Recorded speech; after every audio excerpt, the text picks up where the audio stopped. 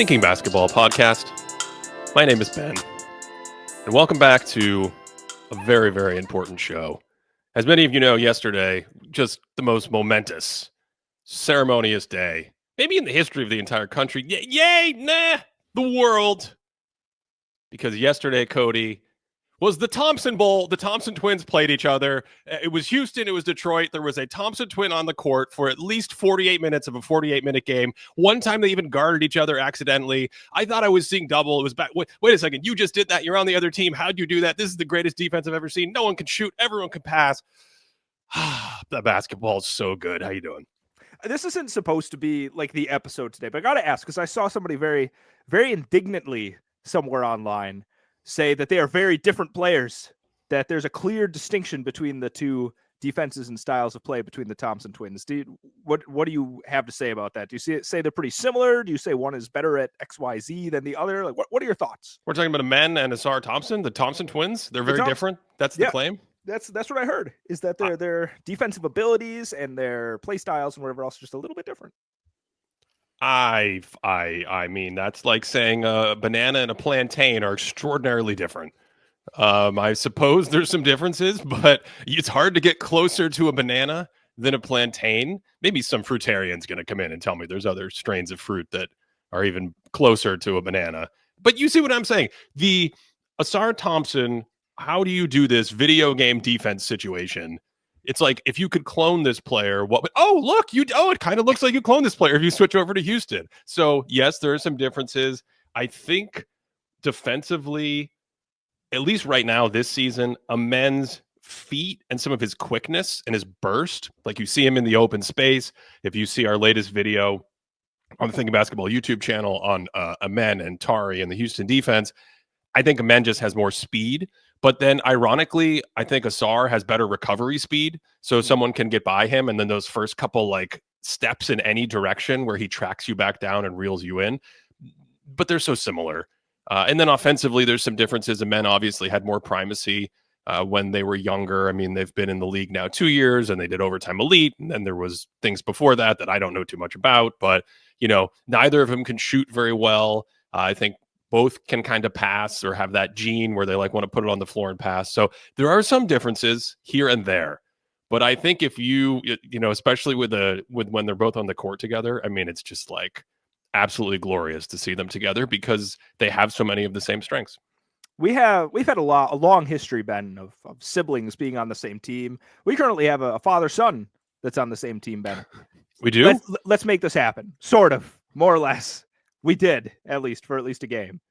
But let's get this Thompson duo going. Let's somehow end up on the same team. Like we saw Robin and Brooke together. That was a fun little tandem, but you can't play them at the same time. They have to do I want to see the synergistic passing and defense of Amen and Asar. That just needs to happen at some point in our lifetime, and preferably when they're in their prime. We have some housekeeping to take care of before we get into other stuff today. We're big fans of Howard Beck around here. He's a friend of the show, right? That's fair to say. I love Howard. He's great. So we're just gonna piggyback off what Howard said. Where it's nothing against Howard. Frankly, we love him for saying this because we get to talk about it. But he brought up the concept recently of empty stats, specifically when it comes to LaMelo Ball. Because, of course, the All-Star votes are coming in, and LaMelo Ball leads the Eastern Conference in All-Star voting because the fans understand, Cody, the genius, the chaotic basketball genius that is LaMelo Ball, and why wouldn't you want that in the All-Star game? And so, he's way out in front of players that are better than him. You've got your great guards in the East, Donovan Mitchell and Jalen Brunson, and they have fewer votes. And so I think, I don't even remember it. You may remember it better than me, but the whole point of what he was saying was that this is off because of the concept of empty stats, because I think the phrase he used, and again, I'm piggybacking off Howard here because I think many, many other people do this. I've seen many people when it comes to all-star discussions this year say this about LaMelo specifically. He doesn't play winning basketball. He doesn't play winning basketball. And not only do I disagree with that specific assessment, we're going to get into why in a second. But I feel like there's a bit of a tautology going on when people fall back on saying a player doesn't play winning basketball, because isn't that just another way of saying you don't think they're as good as other people think? Like, isn't winning basketball just synonymous with goodness? Like, what isn't that what we mean when we say a basketball player is good, that they move the needle on winning? And it's not black and white. There's no like buckets of players that just don't play. It's like not like 50% of the league doesn't play winning basketball and the other 50% of the league plays winning basketball. It's the gradation of saying, this guy's pretty good. This guy's really good. This guy's a sub all-star. This guy's an all-star. This guy is an all NBA player. This guy's an MVP player. This guy's Victor Wembanyama. Like whatever the scale is from a decent player to a great player, I think that's what we're getting into. And this idea of empty stats and players getting overrated by their offensive stats, it's as old as time. I've talked about it till I'm blue in the face probably. But yeah, that's specifically levied against him. And I've seen it in other media outlets levied against him to say he's actually not really good and he shouldn't even be. I think it was CBS Sports. Someone said he shouldn't even be in the All-Star conversation. And I don't know. I want to get your reaction to that because I have thoughts. That feels way off to me. Well, first of all, when the good Lord on the fourth day was creating the world, like when the All-Star game was created at that point, LaMelo Ball was the platonic ideal of a player to put in there. So we're just going to start with that premise right there. Let's put aside that whole conversation we're about to have with the philosophy and whatever else. LaMelo Ball needs to be in the All-Star game, like just for the sake of having LaMelo Ball in the All-Star game. Like he plays like every game's an All-Star game. So I'd be interested to see how he ratchets it up just a little bit more. Another side, this is like a derivative of a derivative here. His brother Lonzo actually had the most chaotic pass of the entire season so far, where I think he stripped somebody and got out in transition, and he threw like a no-look bounce lob to a trailing Levine who was like 20 feet behind him. Levine ended up missing the dunk, but it was the wildest pass I've seen in a very long time. So I think his brother has to up his game a little bit. All right, let's get back to the question at hand. So you already kind of started answering it, but I think in this kind of conversation, we got to back up and say, what does it mean to be a non-winning basketball player, having an empty calories type of stat? Like, let's say you're a high-level scorer. Like, what counts as empty calories in those high-level scoring? And let me ask you, are you saying that doesn't exist? Like, are you saying that's just saying that somebody's maybe overtasked and not in the right role? Or do you think there's actually something to the empty calories conversation? Oh, I think it totally exists in the sense that go back to some of the original things I wrote in Thinking Basketball, the book, all those years ago. I mean, if you're just looking at a player with his slash line, the points, rebounds, assists, and thinking the bigger is better, I think you're way off. Most of the time, bigger will be better. The better players will have those stats. But every team has a leading scorer. Every time there's 5 or 6 teams at the bottom of the league, there's going to be some guy putting up numbers. And Cody, you and I have talked endlessly about how that just doesn't translate to a 500 team. It doesn't translate to a 55-win team, and it doesn't translate the same to a 70-win team. There's different degrees of what we're talking about here. So I do think it applies if you just take really, really raw stats. If you start to incorporate efficiency and some other stats, it can still apply. But the more context we put onto the data, usually the more in the ballpark. It's hard to get guys with like positive plus minus indicators and like, they're on good teams and they have pretty good stats. It's hard for them to not be very good. Let's put it that way. So I definitely think it exists. But the whole reason why it sort of raised my antenna here is LaMelo seems to be getting hit with this label for 2 reasons. One, Charlotte is not very good right now. Some of that has been health, but some of that is just their roster. They're not in a position to compete with, say, the top 6 or 7 teams in the Eastern Conference. The top 6 or 7 teams in the Eastern Conference, it turns out, are pretty good. You look across the NBA. Last week, we talked about how 6 or 7 teams are kind of at the bottom of the league and just pumping wins into the league, but the rest of the league is really, really good. The talent, the depth you need, the quality of play style that we're going to talk about in a minute with the offensive stuff and the continued arms race and the cutting edge. It's amazing. It's amazing. To me, it's probably the best on-court product I can remember in my entire life as a fan. The quality of play is just absurd. There's a few people I know recently who have been on and off basketball fans for decades. They didn't watch for a while, and I got them watching again, and they cannot stop exclaiming how good the play. They're like, the skill is unreal. The games are unreal. Yes, exactly.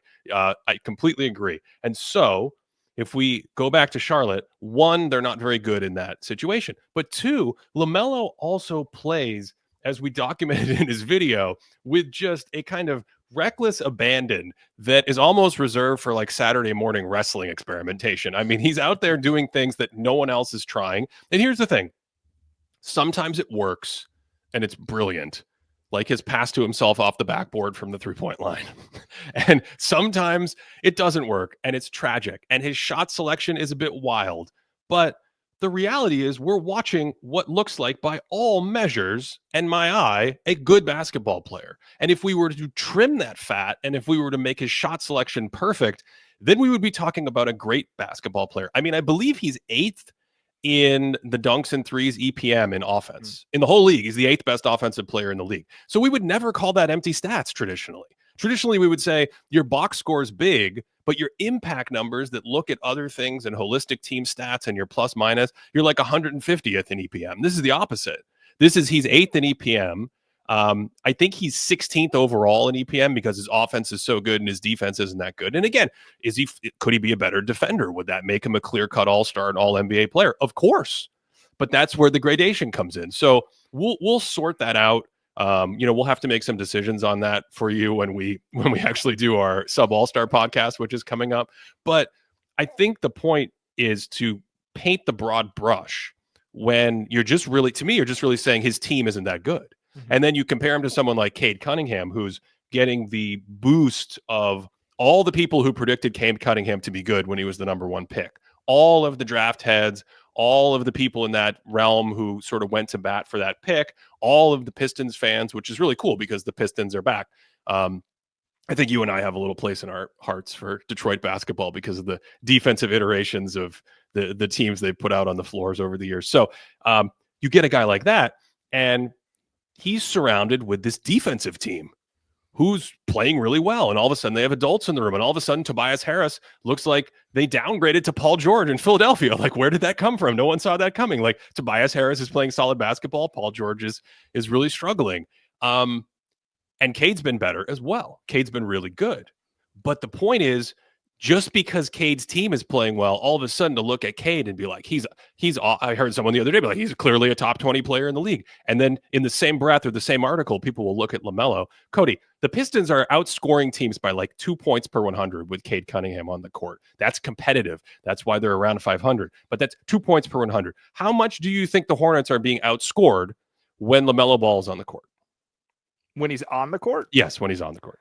Oh, man. I bet you he's not. I bet you they're not being outscored. I bet you they're winning those minutes. Very close. They are -2, I think -1.9 as of recording this when he's on the court. Now, his on-off is much bigger than Cade's. It's like a 10-point drop-off or something like that.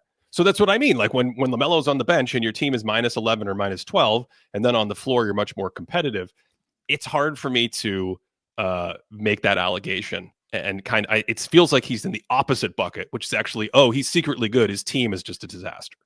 So when I think about like this proclamation, empty calorie score, because of course you look at him and he's huge volume of scoring. And I think this sort of critique is leveled at these high volume scores, especially when they have negative efficiency, which LaMelo currently does. And then you look at his offensive load, which according to the thinkbasketball.net database is about 100. Is 62. And that's how often you're involved in a possession. And so in LaMelo's case, it's like every possession. So it's 60. That's first in the league. Second is Ja Morant at 57. So he's the only one in the 60s. Even like Luka Doncic, who I think scaled back quite a bit this year, is down to 55. He's the only other guy. And I know like Russell Westbrook in his prime, maybe James Harden flirted with that 60 area, but 62 is an enormous load. But in general, when I think about empty calories, I ask myself in terms of steals or blocks, rebounds, scoring, things like that. I always ask, could this be replaced with equal or better efficiency? Like, could you distribute it and get something a little bit better? And I think even in the Thinking Basketball book, you talk about this with Wilt Chamberlain and global impact, right? Like he was hyper efficient with his scoring, but actually you could have been more efficient if you leveraged the defenses that were coming at you. And, yes, I think later in his career he was, yeah.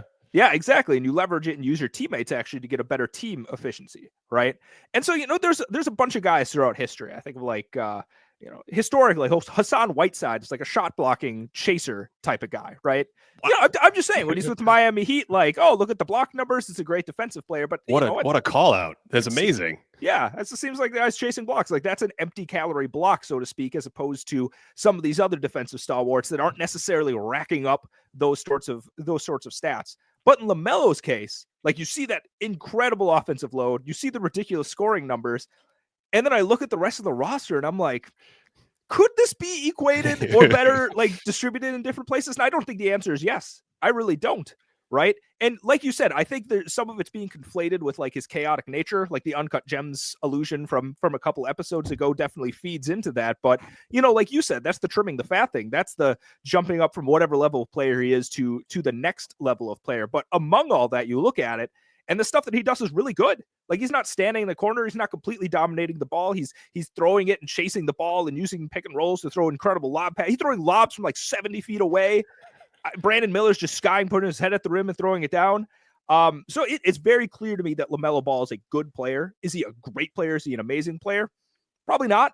But I wouldn't say that he's like empty in the sense that he's a bad player. How dare you?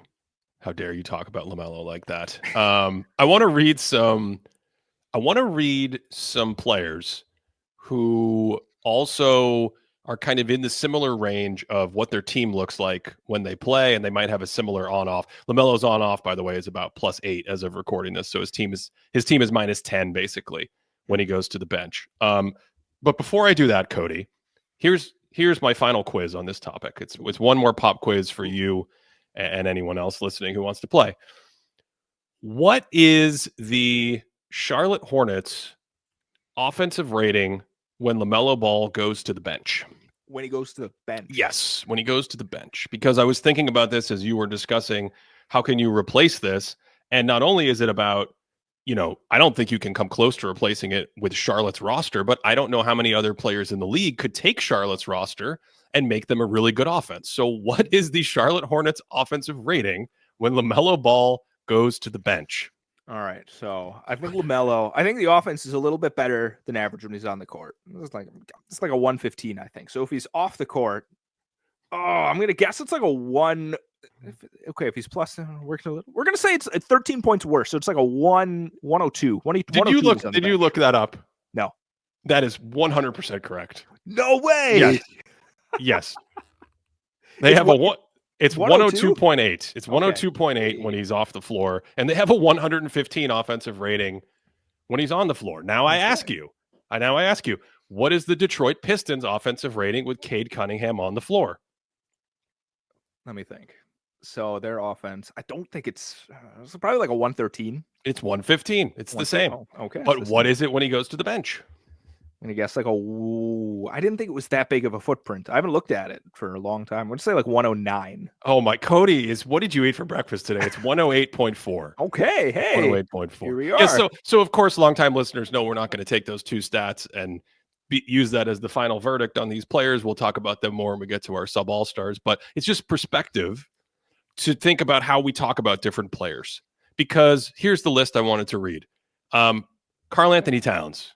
We agree he's a good player, right? Mm-hmm. Yeah.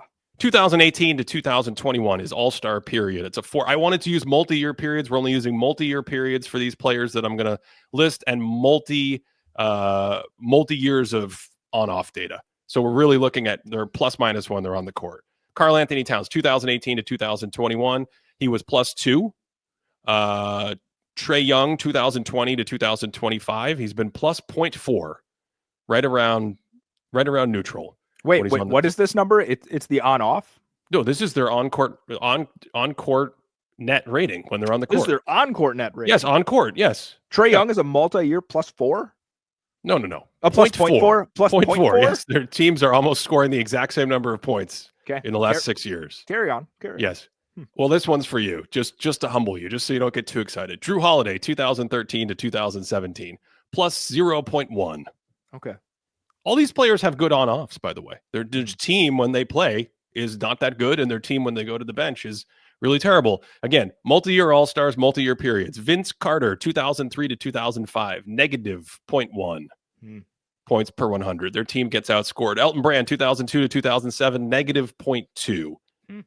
Zach LaVine 2021 to 2000. Well, if we just do his 2 All-Star years, 2021 and 2022, negative 0.6 outscored. Allen Iverson 2004 to 2006, negative 0.6 outscored. There's other instances of players this year struggling, but I just wanted to get that. Kevin Love 2011 to 2013, minus 0.6. They're outscored. Sorry, minus 2.6. I can't even read my own notes. They were outscored by almost 3 points per 100. And finally, Devin Booker, who when we did his video in 2020, the year before he made the All-Star team, I think, that was the very thing. It wasn't like the thesis of the video, but when we ended up putting it out, it was the big question of like, is he really empty stats? Because I think it's such a great example of a player who's clearly very good. I don't remember where we sort of landed on him, but to your point at the top, empty stats would be like, oh no, Booker's like not even a top 75 or 100 player. But of course he was. 2018 to 2020, the Suns were outscored by almost 5 points per 100 when Devin Booker played. So I think that was the year, or maybe the year right after Devin Booker dropped 70. And I think it was a pretty egregious 70. And I think that really turned a lot of people off. I do remember, like, I feel like he was the poster boy for a period of time for being this empty calorie scorer type. So that's an interesting pull to get all those guys in there. But I think the interesting thing about every single person that you just said there, right, is if you're building a team and you're like, I need one guy that's going to like carry a huge load and take like an average team to whatever. None of those guys are that, right? I think in people's mind, maybe Vince Carter was that, but never thought he had like that developed of a handle. He could fall into some sketchy shot selection like most of those hero ball types could in the early 2000s and things like that. But every one of those guys functions better next to other higher end talent. So I think that's an interesting comparison point with all of them, because I don't know, with LaMelo, it's like, does he actually have a higher ceiling than the rest of those kinds of guys? Like if you have him around some other talent, could he actually really carry and quarterback a team higher? Or is this going to be a guy that needs to be next to somebody that's going to soak up some more offensive load and let LaMelo maybe settle down, take a little bit more wide open spot up shots and things of that nature? So we have a video coming out in a collaboration with the NBA. And I think the easiest way to segue into this is just to talk about the quote at the beginning of the video from Kenny Atkinson, coach of the Cavs. And he's asked about more player movement for the Cavs system this year. And he says it's a great question. It's a concerted effort. It's something we've thought about. And then he says something like, here's the thing. Cutting opens up spacing. Cutting and movement is spacing. We used to think of it as like you're cutting into the paint, you're clogging the paint, you're clogging the spacing, and spacing is just like standing out on the perimeter. But it turns out that like cutting and moving and motion and all that kind of stuff is actually a huge part of spacing. And that's what that video is about. But in making it, and Cody and talking about it and batting this around, one of the things that's become apparent to me this season, as I said at the top, the basketball's been incredible, is these teams continue to push the envelope on offense. And the way they're pushing the envelope on offense and the philosophical idea of how to continue to attack in today's game in pace and space, and basically the cutting edge of what that means, right? Maybe with the Houston Rockets and Mike D'Antoni and when Daryl Morey was there, the avenue to push into the cutting edge itself was 5-out space shooters, get a ball handler who can attack and kick out like James Harden, and just completely exploit the fact that teams are not prepared to guard that and guard the entire 3-point arc. So just spot up around the 3-point arc, and then you have to pick your poison. You're going to have to stop Harden in isolation or in pick and roll, spread pick and roll. And if we put enough shooters, if we put PJ Tucker in the corner, if we get Eric Gordon, let me get the right Gordon. If we get Eric Gordon and put him, at the 4-point line, out at the coach's hash or whatever, we create that spacing and we stand there. Oh boy, that's very difficult to guard. So then teams like figured out, well, we have to come up with ways to guard this, right? And they essentially did. They started to get much smarter and better about how to handle when there's a guy in the corner, when there's a guy on the wing. How do we guard the weak side? How are we handling this pick and roll coverage? And we got to like 2022, and I thought a team like the Warriors, who we were in on very early the entire year, I thought they were playing the light years ahead thing. They were still doing chess and other people were doing checkers because the league had kind of moved into that space. But then the Warriors were like, yeah, but we're just going to move a lot. We're going to move a ton. And that's just going to stress you for the whole possession. And then, the Kings, Mike Brown went to the Kings and he kind of borrowed some of that. And so you have this arms race that continues, and we try to do content on it each year. Like what are the teams trying to do and figure out that gives them the cutting edge? Okay, so we saw a couple years ago after the Warriors, we saw like maybe the Cavs come out and more teams were like, hey, we're going to run their split cuts and we're going to use some of their concepts about screening and moving in more perpetuity, right? Jokic with the Nuggets. Hey, let's bring the big man up and make him a hub. We're going to run more delay. We're going to use the 5-out spacing. These are the kinds of trends we've seen in this arms race. But this year, we already did the video on Memphis. This is our second video on Cleveland. I think at least our third, if you're a member. We've got some more member content, patreon.com/thinkingbasketball, or on YouTube if you want to sign up as a member there just for the video. So there's a ton on Cleveland. We've done Memphis. There may be something in the works on the New York Knicks. Cody, remind me who the best offenses are in the league right now. Do you have that in front of you? Can you read that to me? Yeah, the best offenses right now by offensive rating are Cleveland Cavs. Yeah, okay. Yeah. New York Knicks. We mentioned them. Yep. Boston Celtics. They're pretty good. Okay, we'll talk about them. Denver Nuggets. Yeah, we said that. The Memphis Grizzlies. Yeah. Yep. And the let's just end with the Oklahoma City Thunder. Okay. Yeah. So the Thunder in the last couple of years and continuing this year have kind of been the king of this movement. They're like, hey, how do we space? We respace. How do we create areas for Shai Gilgeous-Alexander to get into his drives, get into his sweet spots? We mess with the defense. We start cutting around and moving on the diagonal and shimmying around the baseline like Aaron Gordon does and things like that. And so this, to me, represents the latest cutting edge counter to defenses. And I think the short of it is what you just read. It feels to me like the teams that play like this, and one of the reasons why, if we go back to our great disagreement of the season right now, I like the Pacers' quality so much because they're playing more with this style on offense. They have more of this dynamism on offense, and they're already up to like 10th in offense or something. And so outside of the Phoenix Suns, who are still tied with the Pacers, if the Pacers can pass the Suns, we can get rid of the Suns from this conversation. The rest of the top offenses in basketball right now are Cleveland, a lot of motion and respacing. The Knicks, a lot of motion and respacing. The Celtics, we'll earmark them for a second. Denver with Nikola Jokic. Memphis with a lot of motion and respacing. Oklahoma City with a lot of motion and respacing. Sacramento, who's like a combination of the Jokic and the respacing. Indiana, I just mentioned, and Dallas, the Dallas Mavericks, who have Luka Doncic. Those are the best offenses in basketball, and I think they are for a reason. I want to go to Golden State because I think that's really interesting how they have actually taken some of these rules and sort of, I don't want to necessarily say they started it, but they definitely, especially with Steph Curry and Draymond Green and Klay Thompson, their ability to move, have like really pushed a lot of this forward. But you compare like the skill sets people have. Like you go back to like you were talking about with James Harden with the Rockets. Like it makes sense to give Harden the ball and say, all right, everyone clear out. We have one of the best ISO scorers ever. With a lot of space, he's going to be basically unstoppable. We saw that for a couple of years. The amount of points he averaged, the amount of assists he averaged, and things like that. You got Ryan Anderson spotting up 35 feet away and things like that. But then you go to Golden State. You go to 2022 Golden State. You have a guy like Draymond Green, okay? And Draymond Green is a brilliant passer. Like flat out, full stop, period. Amazing passer.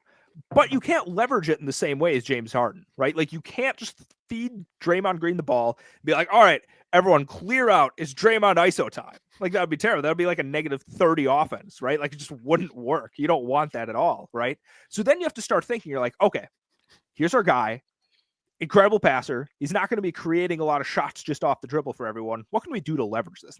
Necessity is mother of invention, Ben. You got the tools. You got to figure out what you're going to do with it, right? So then you're like, oh, Draymond is able to just like read people's minds and know where they're going to be when they cut. And we're going to do all these split cuts and that kind of stuff. And so all of a sudden that sort of thing is birthed, right? And so I think that's a really interesting comparison is you just have these different skill sets. It's like, all right, we have a really good passer, but he's not necessarily a great creator in the sense that you would think about it. So we need to like factor in all this cutting type of stuff. So I find that part of it really interesting. And, I think that once you see it enough and once you start seeing it develop across multiple years, you can start emulating it a bit. And I think you had a video a couple of years ago, maybe, where it's like the league caught up to the Warriors. And I think that's where we are right now, because all of these teams are taking a lot of these concepts that you've been talking about, and boom, they're replicating them, even though they don't have Steph Curry and whatever else, and they don't have Draymond Green. Like, some of the things you can borrow and use in a way that makes you a really dynamic offense without having Steph Curry on your team. Well, if we extend the idea, I would say at this point they passed the Warriors in the sense that they are everything you just said, and what you found so interesting about the juxtaposition between, like, if you have Harden, what kind of direction do you go in? I also think that was really consistent with what Mike D'Antoni had been trying to do for over a decade, going back to Phoenix. And then if you had Golden State, which is, consistent with some of Steve Kerr's philosophies and, moving the basketball in motion. Those are all counters to attack what defenses have as a norm, right? Like, what's the typical way we defend? How do we defend pick and roll? You can only start to really attack that and come up with new innovations offensively when you look at what's in front of you and you look at the way the defense is being played. And I actually think one of the themes of what's happening right now that Memphis does in spades with their wheel concept, moving as a unit. The Cavaliers do it a ton, similar to Memphis, moving, a guy on the side and a guy on the baseline as the pick and roll's coming toward them. The Knicks, like, obviously you have that great two-man game with Brunson and Karl Anthony Towns, but the Knicks are doing a ton of this stuff where guys are cutting through the paint and they're repositioning and they're trying to mess up how defenses have become conditioned to help on those actions. So maybe 7 or 8 years ago, it wasn't about stressing help as much. But now that we've gone through that era where it's like, okay, how are we going to defend James Harden? How are we going to defend Steph Curry? Well, we got to defend him as a team. We got to have one guy slide this way in the paint. We got to have another guy slide this way if they're running a pick and roll. There are rules if Curry's coming off the ball. And as defenses have gotten better about that, the next wave of the innovation, which is very hard to talk about if you haven't seen, this plays very well on video, but just in the abstract, the next wave of this innovation is like, how do I punish their expectations of how they help? So if we're playing pick and roll and I know I want to slide over at the nail and just sit in the middle of the floor and I'm like, this is great. My team's all positioned and everything. What's the best way I can mess that up? And it goes back to that Kenny Atkinson quote. It's often a cut. It's often reposition. It's not a screen. It's not a screen. It's a cut. So there's two big differences that we can talk about in a second, but I've said a ton, so I'll stop there. Okay, a couple of things, man. This is going to be dangerous, Ben. This whole episode is really dangerous, so we don't go 3 hours. Okay, so I thought we were scheduled for 3 hours today, no? We're going to go even more back in time. Like you referenced to like Steve Nash, D'Antoni, Suns. But let's actually go back a few years earlier than that. And I think what's really interesting, you talk about upending expectations. If you pull up like the best relative offenses of history, right? Yes. Those first few teams, like, it makes sense. Like, you have Steve Nash teams in there. You got Michael Jordan, whatever else, blah, blah, blah. And then this really interesting team that's right around 10. I didn't count how far into it they are. What year? This 2004 team, Ben. It's 2014. Is that the Kings? It is the Sacramento Kings. Yeah, baby. And this is a team where Chris Webber only plays like 23 games. Like he's yes. out for most of it. Yes. And you have one of my favorite coaches ever. We haven't had the episode yet. We have to have the Rick Adelman episode at some point in our life. But you take, who are the big men there? I think Vlade Divac is out there. Brad Miller. Yeah.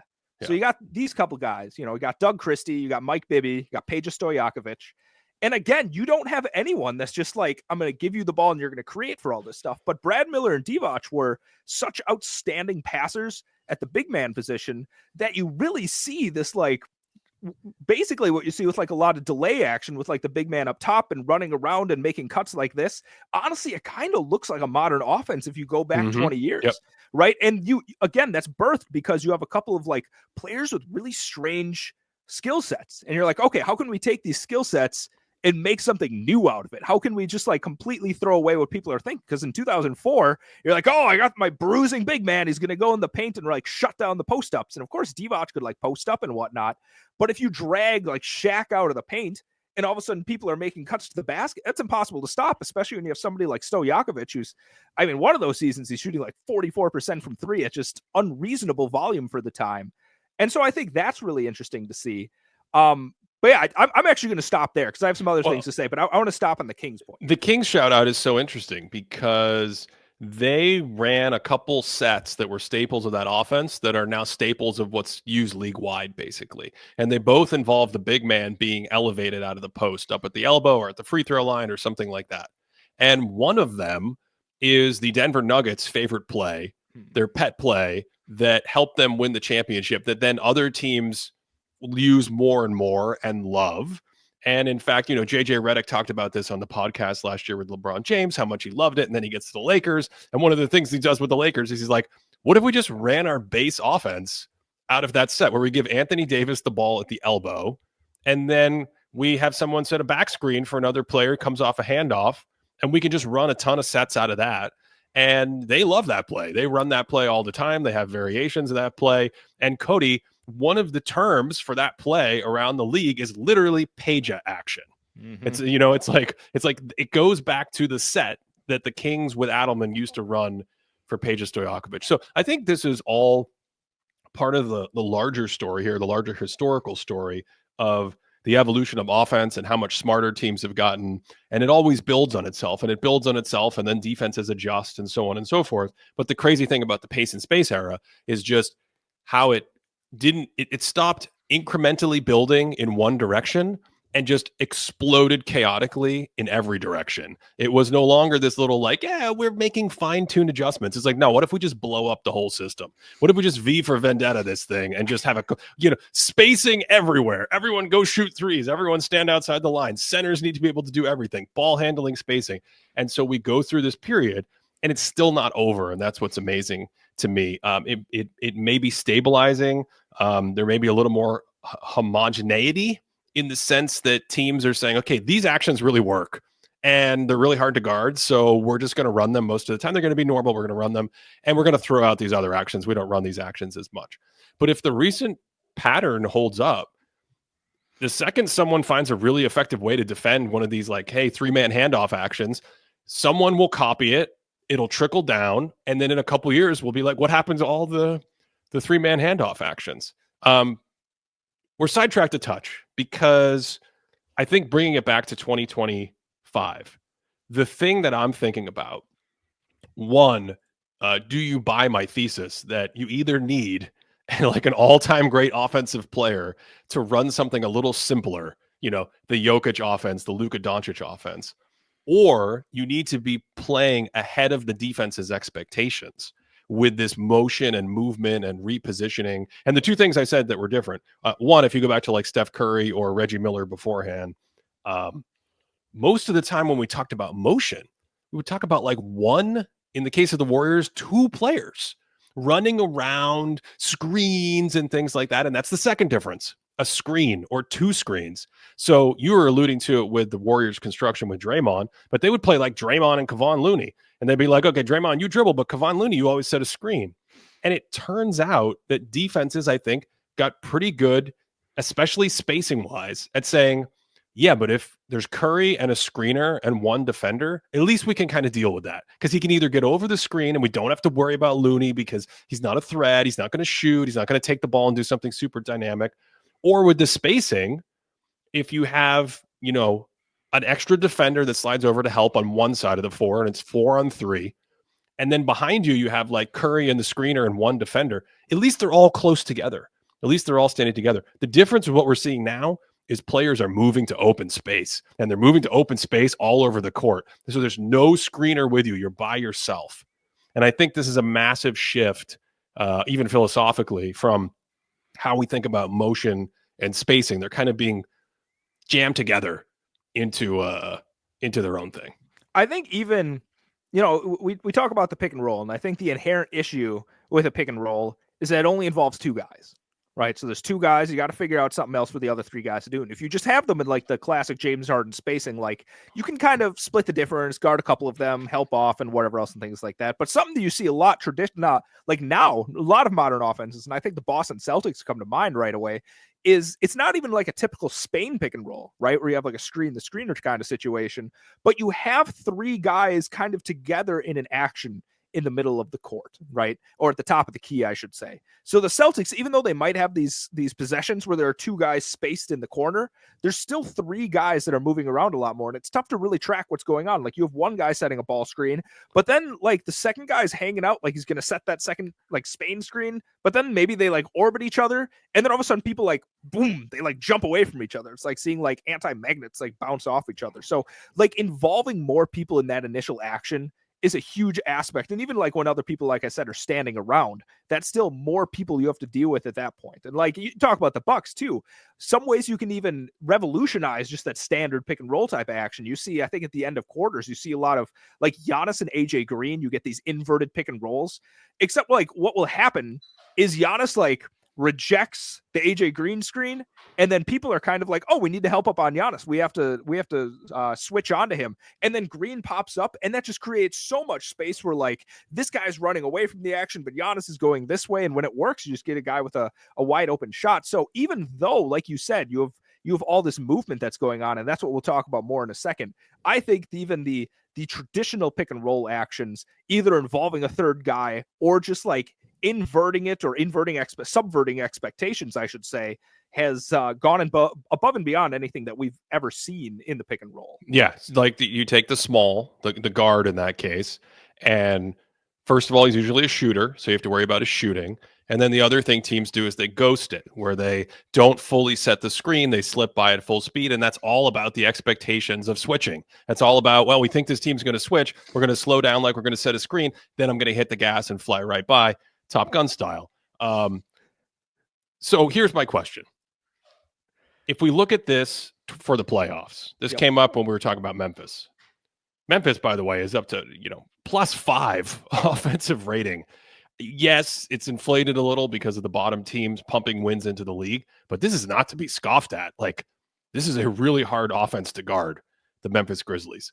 If we look at these teams, and the Celtics, I think, are a bit of an exception because they're on the lighter side when it comes to this repositioning. And the reason they're on the lighter side is just because they're all so good. They're just like, if you're going to let Brown or Tatum or Porzingis play in isolation in the middle of the floor and not help, we will take it. And if you're going to help, then we don't really need to do too much, because it turns out that like throwing it to Derek White or Peyton Pritchard, I mean, that's on you. Good luck. Like, you can deal with that. So the Celtics, as we talked about recently, their roster construction is almost so good that they can sort of get away with the almost like with what we were saying with Houston and Harden.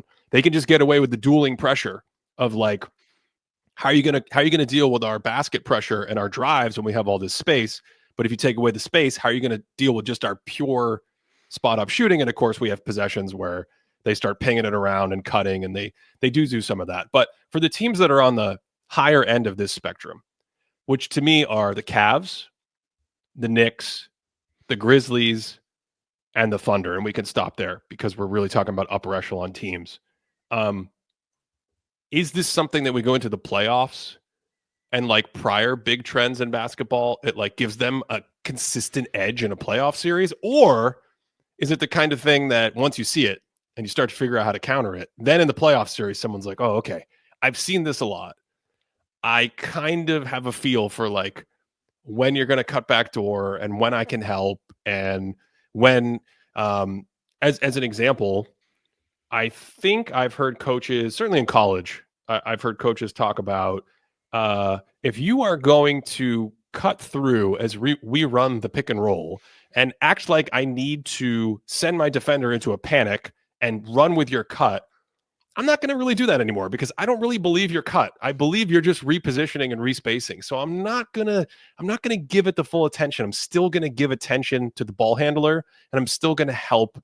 I might not help 100% as hard as I used to, but I'm still going to sit in that gap about 80%. That's what's on my mind. Like, are these offenses primed to just continue to run through people, just steamroll people? Like, watching the Cavs steamroll people is hilarious. It's like 42-40 in the second quarter, and you're like, well, the dam's about to break. It's going to be 70-50 in a second.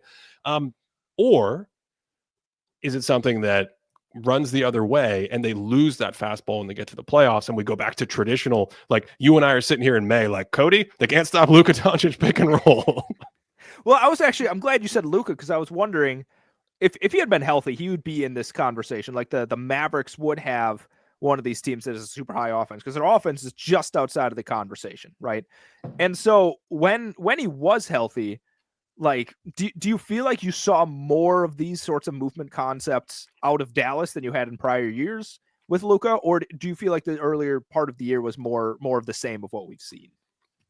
I can't remember that far back. Okay. Yeah. So I think that's going to be an interesting thing to look at. So let's leave the Mavericks and Luka out of this for a second, just because I do want to give them the proper pin treatment, right? We're going to put a pin in them. Yeah, that's what I mean. That's what I mean. Yes, but we should point out that the Mavs have been plus 10 per 100 when Luka Doncic plays. Yes. And they're in our 92nd percentile in offensive rating. So they absolutely, to me, regardless of how much they're remaining conventional and regardless of how much extra cuts and movements they're sprinkling into the sort of Luka ball that we've talked about for years, they are absolutely in the upper echelon of offense, I think, precisely because of him. Yeah, absolutely. And that's just a recency bias thing. Like, I don't want to necessarily talk about the Mavericks because we haven't seen them at full strength for a period of time here. And, you know, we'll talk about them a lot more once we get closer to the playoffs and in the playoffs, because obviously Luka's going to Luka in the playoffs. But what's interesting about all those teams, and I think you kind of foreshadowed it earlier in this conversation, but every single one of them, the Cavaliers, the Knicks, maybe not the Celtics, actually weirdly at the bottom for this one, the Nuggets and the Grizzlies all kind of have these offensive players that, if they don't have a superpower, they're pretty close to having a superpower. And in the Cavaliers, like, they have two guys that are able to just kind of get into the paint whenever they want and make these beautiful passes and make really tough shots and stuff. And so I think that is going to be interesting. Like, when the playoffs start, is there going to be like this huge shift, like you said? Like, are they going to be able to shut it down? It's going to be like, all right, Donovan Mitchell, it's time for you to start doing it. I don't necessarily think that's going to happen, Ben. Like, I think if we had seen some legitimate counters throughout the season so far, then maybe we'd say, all right, this is going to develop and flourish by the time we get to the playoffs. But I just haven't seen anything where it's going to be like, all right, the Cavaliers are clearly going to be stopped when we get to the playoffs. This is not a playoff type offense, unless they like employ the classic, like, Evan Mobley, take 15 threes a game. I dare you. And we're just going to have one guy stand in the paint or something like that. But I don't know, Ben. I'm skeptical of the idea that these offenses are going to really be shut down when we get to the playoffs. I want to ask you about Evan Mobley and most improved player in a second, if we have time. Okay. I want to come back to that. The thing is, if you look at the calendar, we're in January.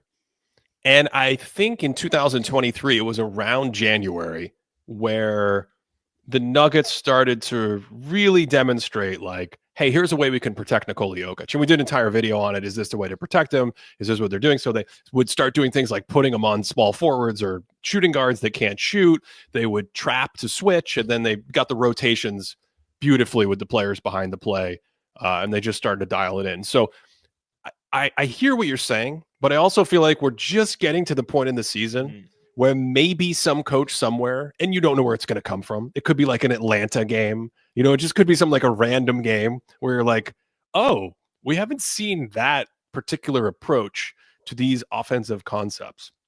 And maybe that plants the seed and leads to something bigger in the playoffs. But at the same time, the concepts are read and react concepts. They're flow state concepts. So I'm not sure how easy it is to come up with something overnight, especially because the concepts are designed to counter your expectations. So the players have been playing these help principles one way for the last 2, 3, 4, 5 years, 10 years in some cases, going back to Harden's Houston days and things like that. And now you're like, actually, that thing you've been trained on, we're going to use that against you. So I'm really fascinated to see how it shakes out in the postseason, along with the fact that some of these teams just have obviously tremendous talent. I think when you and I were talking about this the other day before we recorded, you were like, oh, all these top teams have duos. And I was like, we should discuss the best duos in the league. That's a great idea, but maybe we have to do that another time. But there's a lot of talent on these teams. So I am psyched to see how defenses change in the postseason, because that's something that's been consistent for the last few seasons. The energy level goes up, the intensity goes up, they cover more of the court, and they're more aggressive with precisely what this is all about, which is the help principles. They're more aggressive, saying, we're going to sit in your driving gaps and give up threes, or we're not going to give up threes and we're just going to play really. We're going to sick Drew Holiday on you, and you can enjoy that. See, okay.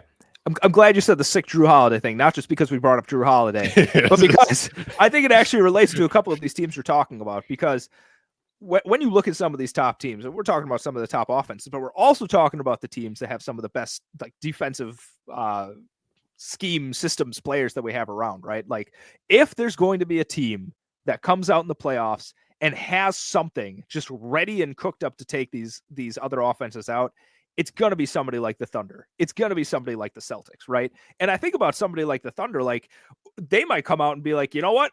48 minutes of full court press, like hardcore. Like we are going to trap every second of the ball handler coming up.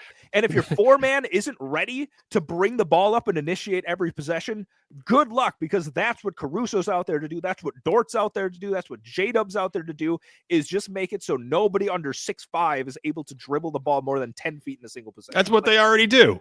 The Thunder already do that. Ramping it up even more, Ben. Yeah. You know, and that's I think the Celtics. That's next episode. Next episode, we're going to have to talk about the Thunder, because everything I've said about defensive expectations doesn't apply to Oklahoma City. Yeah. No.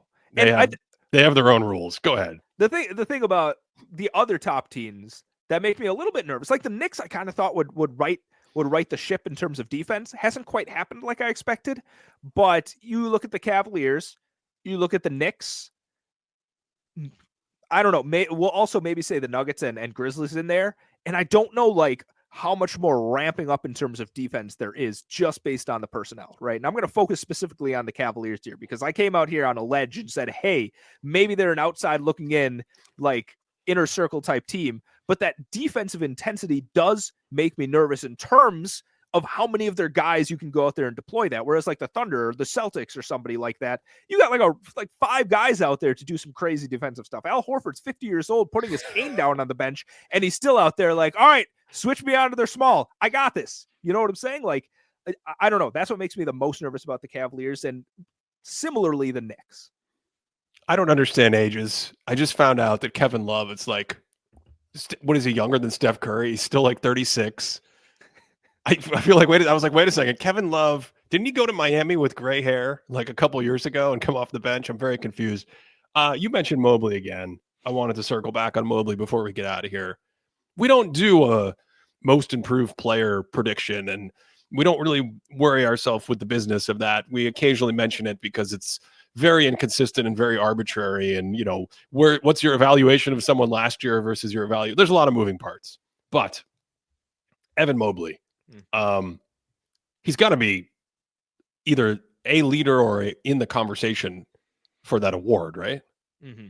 Oh, absolutely. I don't think, I mean, I think there's a few guys that are going to be in that conversation. Like, I don't think he's the runaway favorite, but I feel like if you make a short list, Evan Mobley has to be on it. Well, who would you give it to? Who would I give it? Oh my goodness. Yeah. Okay. I'm going to answer your question with another question. First time for everything.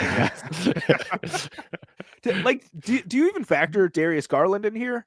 Because Darius Garland's case seems more like a comeback case as opposed to most improved case. Yeah, absolutely. I don't think anyone's going to factor him because it's a comeback case. And that's actually what I was thinking of.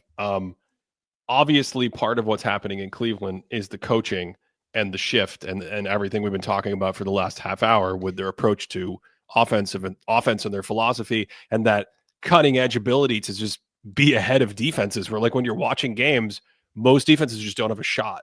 But the other part of it is both of those guys, I think specifically, obviously the 3-point shooting of the role players, which, you know, is coming back down to earth a little bit. But that aside, you know, you could get into some Karis LeVert conversations about expanding his decision-making and his passing off the dribble.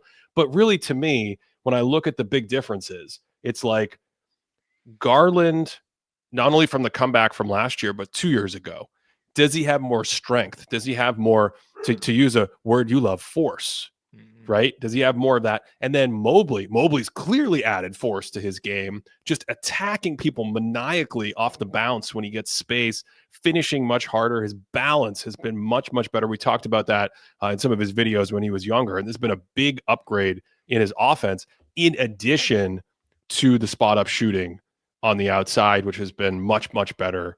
at low volumes. So I guess like, well, my dog has strong opinions about this. I guess like Cade Cunningham and Tyler Hero and players like that are the favorites to win this award. Are you saying that based on something? Like, is there some betting odds that tells you? Yeah. There's if you look up the betting odds, I think Cade and Tyler Hero, and even someone like Jalen Johnson are in that conversation. But Mobley, to me, would be like almost the immediate guy that comes to mind, because I don't want to give away spoilers, but like he's clearly an all-star. Well, and, okay. And yeah, go ahead. Let me ask you about another big man though. Like, how would you compare the improvement of Evan Mobley and Jaren Jackson Jr.? You mean who's improved more, or? Yeah, because I feel like Jaren is also solidly in this conversation. And again, I don't want to spoil anything, but I'm sure Jaren's going to be coming up in that. We're gonna. Yeah, Jaren's pretty good too. It's interesting because really we're talking about two defensive players who the improvement this year has been on offense, right? Jaren's improvement is just the touch and, his balance as well, but getting to that spin or getting to that left hand, his finishing, it's a little like Zion. His finishing around when he's very close to the basket, within about 8 or 10 feet, with like push shots, floaters, and hitting the glass off different angles. It's really soft, especially with the left hand, but he's got the right hand push and floater. That stuff has just leveled up, even some of the on-ball reps he was able to get at the end of last year, I think have helped some of his speed and control when he attacks and drives off the dribble. And then even some of his passing, which went from like a Yinka Dare level. It was like a very, very like, how many guys with his skills pass better, most of them, to like, okay, now he can make some basic passes. Because, the thing about live ball passing, Cody, is your ball handling and your balance and your what's running through your brain, that eats up all the CPU processing. And if you use up all your CPU processing, you have nothing left to see the floor and pass. So it's something that I think he's improved on. Mobley, it's like he's just kind of beasting people now, along with the shot. And so you take someone who maybe we were concerned about offensively, like, he's a really great defender, but he's like kind of maybe a negative on offense, and you get in a playoff series and he becomes a liability. And now it's almost flipped. I mean, we've mentioned, both of us independently in episodes in the last 3 months, like the question of his 3-point shooting in the playoffs and how teams are going to treat that and what's going to happen if it comes and goes. But it's the other part of his offensive game that I think I've been more impressed with, which is, much like Jaren, what he does when he's within 15 feet of the basket and he's got space and he's just driving into you. And one thing Evan does even better than Jaren and most players is that second jump. If he misses it, he's right back on the glass with the follow dunk or free throws or something like that. And I just think that's completely changed his dynamic, his value curve as an offensive player.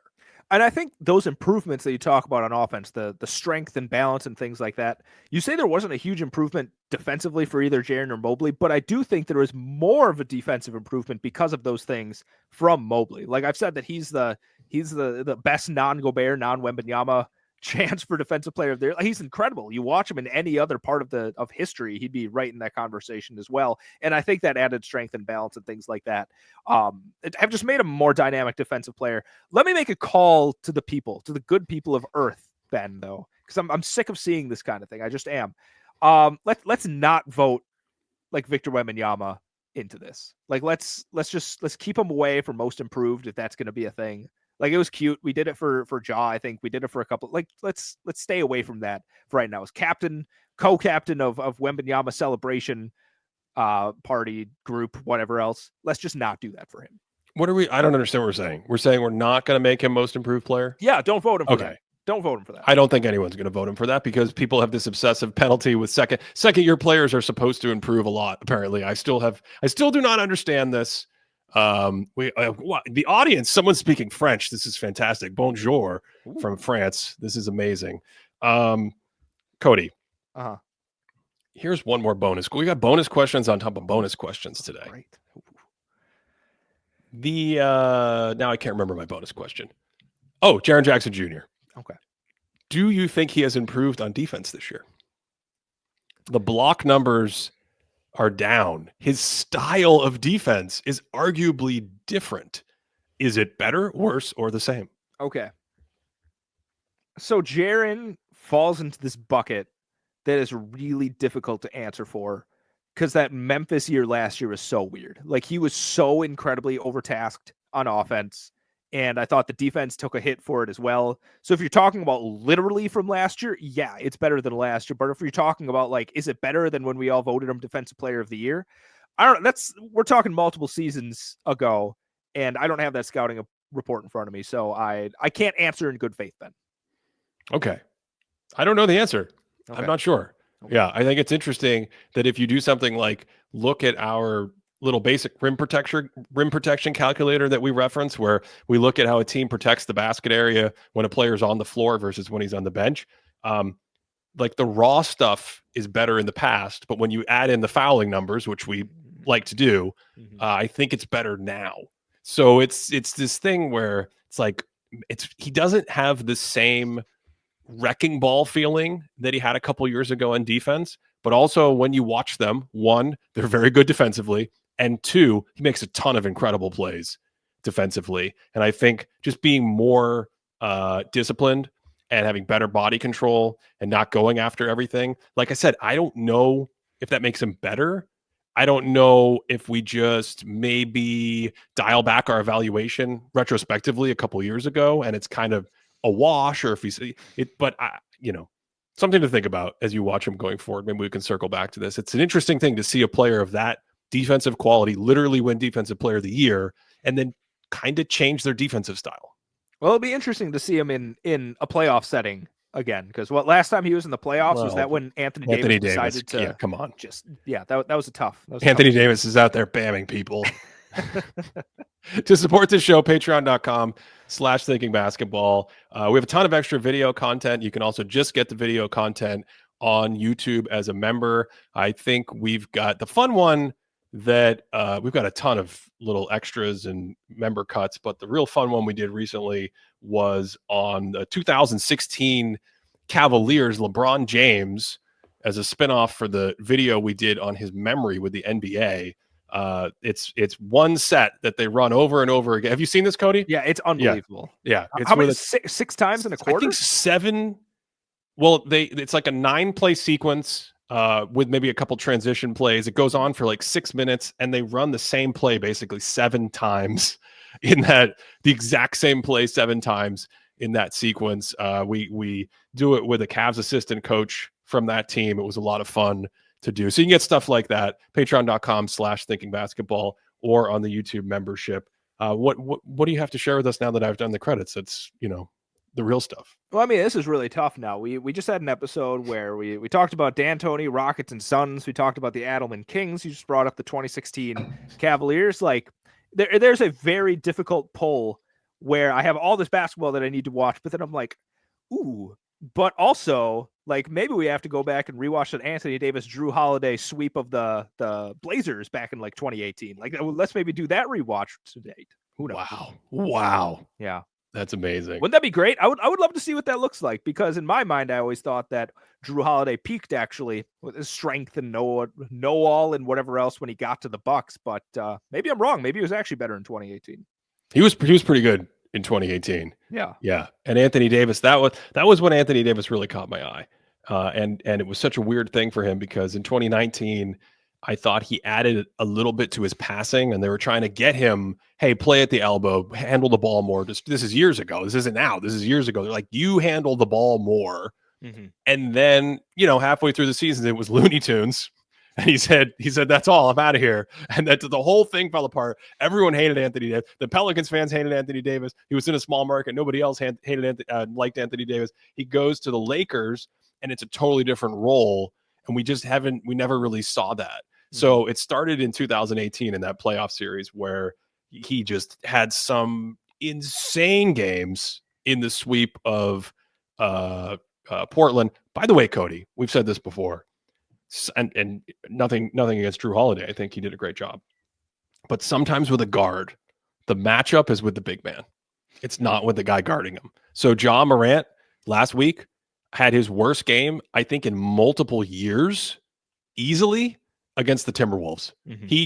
Rudy Gobert took away the paint. He choked off that area that Ja loves to get to. And every time Ja was flying down the court, he was going by his man. He's making 16, bless these guys. They play so hard. They're like, we are coming at you. We are the Terminator. We cannot be, you can blow us up. We can be down 20. It doesn't matter. Ja's crossing over. He's spinning. He gets into the paint. Gobert, it was a nightmare. I mean, he had, 3 for 15 until late in the game with a ton of turnovers. And again, it's that idea of like, sometimes with a penetrating guard, the mano-a-mano matchup is not the guy in front of him. It's the rim protector behind him. And I can't help but think if we rewatch that series, that there would be an element of Anthony Davis on the back line as well. I'm absolutely sure there would be. Is that Ja game? Did he end up making a couple really clutch, like a ridiculous, like one-handed, like weird floater thing to put them ahead with like against Minnesota? Seconds? Yeah, exactly. Those were his. He had this struggle all night, and then the last 2 shots were just these crazy Ja shots in the paint down the stretch. I think they reduxed that game again when they played the Wolves, and it was a 2-point game. Those teams should just play all the time. It's very fun. There are some teams that just have like better matchups with each other, and it feels like the Grizzlies and Wolves just bring out the best of each other. Yeah, that's it for this one. Thanks for listening all the way through. Hope you enjoyed it, and of course, we hope you are having a great day.